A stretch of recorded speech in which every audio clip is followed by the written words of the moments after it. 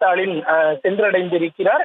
தற்பொழுதுதான் விஜயகாந்த் உடலுக்கு அரசு மரியாதை அளிக்கப்படும் என்று முதலமைச்சர் மு.க.ஸ்டாலின் சார்பில் இரங்கல் அறிக்கையும் தெரிவிக்கப்பட்டு இறுதி சடங்கு முழு அரசு மரியாதையுடன் நடத்தப்படும் என்று அறிவிப்பும் வெளியிடப்பட்ட நிலையில் தற்பொழுது முதலமைச்சர் மு.க.ஸ்டாலின் நேரடியாகவே விஜயகாந்த் அவர்களினுடைய இல்லத்திற்கு தற்பொழுது சென்று அங்கு தனது இறுதி அஞ்சலியை செலுத்த இருக்கிறார்.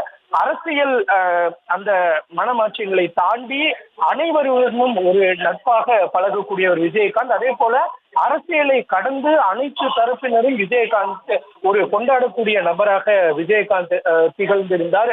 அரசியல் கொள்கை என அனைத்தையும் கடந்து அனைவராலும் அன்பாகவும் நேசிக்கப்படக்கூடிய ஒரு நபராகவும் கேப்டன் இருந்த நிலையில் தற்பொழுது அவரது அதாவது விஜயகாந்தினுடைய குடும்பத்தினர் உறவினர்களை கடந்து முதல் ஆளாக ஒரு நேரில் அஞ்சலி செலுத்தும் நபராக முதலமைச்சர் மு.க.ஸ்டாலின் அவர்கள் தற்பொழுது சாலிகிராமம்